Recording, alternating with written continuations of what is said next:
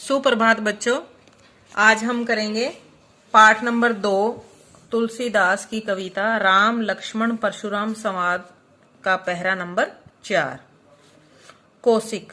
कौशिक का मतलब होता है विश्वामित्र। सुनहु सुनो, मंद मैंने मंद बुद्धि, बालकू मैंने बालक।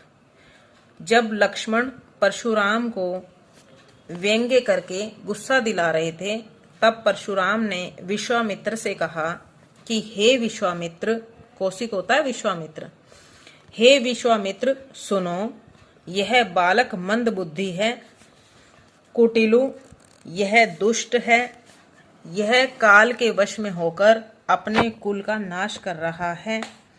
भानु वंश राकेश कलंकु, यह सूर्यवंशी पूर्ण चंद्रमा पर, राकेश होता है चंद्रमा, कलंकु मैंने कलंक, भानुवंश सूर्यवंशी, यह सूर्यवंशी चंद्रमा पर कलंक है। निपट बिल्कुल, निरंकुश मैंने उदंड, अबुद्धू मैंने मूर्ख और असंकु निडर। यह बिल्कुल उदंड मूर्ख जो बिल्कुल कुछ नहीं जानता और निडर है। काल कवलु होइए छन माही, यह पल भर में, छन मैंने पल भर में, यह पल भर में ही काल के वश में होने वाला है, अर्थात मृत्यु को प्राप्त होने वाला है। कहो पुकारी खोरी मोहिनाई, मैं पुकार पुकार कर तुम्हें कह रहा हूं, बाद में तुम मुझे दोष मत देना। तुम्हें हटकऊ, तुम ही इसे हटा लो, मना कर दो, जो चहुओ उबारा, यदि तुम इसे बचाना चाहते हो। कही प्रतापु बलुरोषु हमारा, तुम इसे हमारे प्रताप, बल और गुस्से के बारे में बता करके यदि तुम इसे बचाना चाहते हो तो फिर इसे मना कर दो, यह ऐसा न करे। लखन कहू, लक्ष्मण जी कहने लगे, मुनि सुजस तुम्हारा, हे मुनि, आपका सुयश अच्छी प्रकार से मैं जानता हूँ। तुम ही अछत को बरने पारा, तुम्हारे इस यश को कोई दूसरा वर्णन नहीं कर सकता, अर्थात तुम्हारा यश अपार है। अपने मुंह तुम्हें आप नहीं करनी, तुमने अपने मुंह से ही, मुंह मैंने अपने मुंह से, तुमने अपने मुंह से ही अपने यश के बारे में बहुत बखान कर लिया। बार अनेक भांति बहु भरने, तुमने अनेक प्रकार से अपने बारे में अच्छी प्रकार से वर्णन कर लिया है। नहीं संतोषु, यदि अभी भी तुम्हें संतोष प्राप्त नहीं हुआ है, तय पुनि कछु कहूँ, तो तुम दोबारा भी कुछ कह सकते हो।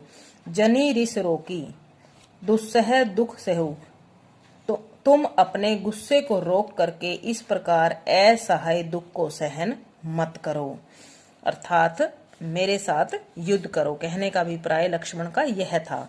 वीर व्रती तुम्हें धीर अशोभा, हे पराक्रमी, तुम्हें इस प्रकार से धैर्य धारण करना शोभा नहीं देता। अछोभा होता है शोभ रहित। बेटा ये अछोभा शब्द है, ये हमारा बोर्ड में पिछली बार पूछा गया था कि अछोभा शब्द का क्या अर्थ है।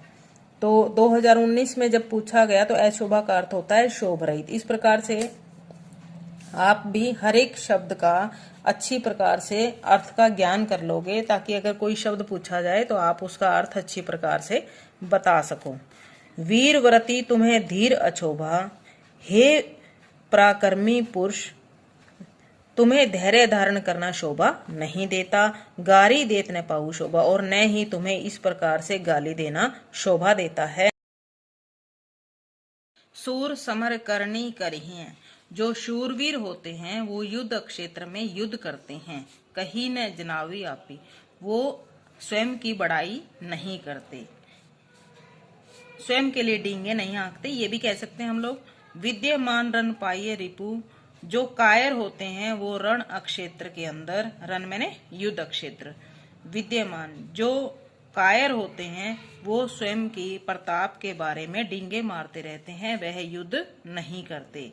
दोबारा सुनो, शूरवीर जो होते हैं वो युद्ध क्षेत्र में युद्ध करते हैं, न कि अपनी डींगे हाँकते हैं। विद्यमान रण पाए, जो कायर होता है वो युद्ध क्षेत्र में युद्ध न करके अपने प्रताप का बखान ही करता रहता है। दोबारा जल्दी जल्दी देख लो बेटा एक बार दोबारा से। कौशिक सुनहु मंद येहु बालकू, हे विश्वामित्र सुनो, यह बालक मंद बुद्धि है, कुटिल बिल्कुल ही उदंड है, काल के वश में अपने कुल का घातक है, सूर्यवंशी पूर्ण चंद्रमा पर कलंक है, यह बिल्कुल उदंड, मूर्ख और निडर है, यह पल भर में ही काल को प्राप्त होने वाला है। मैं पुकार पुकार कर तुम्हें कह रहा हूँ, बाद में मुझे दोष मत देना। तुम्हें हटकऊ, यदि तुम चाहते हो कि यह बच जाए तो तुम इसे मना कर दो और मेरे प्रताप, बल और गुस्से के बारे में बता दो। लखन केहू, लक्ष्मण जी कहते हैं कि मुनि सुजस तुम्हारा, हे मुनि, तुम्हारे यश के बारे में तुम्हें अछत को बरने पारा। तुम्हारे यश के बारे में तुम्हारे अलावा और कौन वर्णन कर सकता है। तुम अपने मुंह से ही अपनी बड़ाई कर रहे हो। बार अनेक और अनेक प्रकार से अपनी बहुबरनी अनेक प्रकार से अपनी बड़ाई का वर्णन कर चुके हो।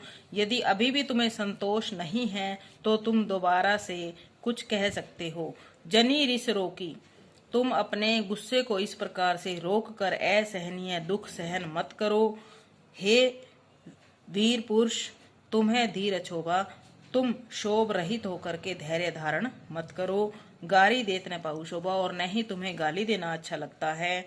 जो शूरवीर होता है वो रण क्षेत्र में युद्ध करता है, न कि अपने प्रताप का बखान करता है।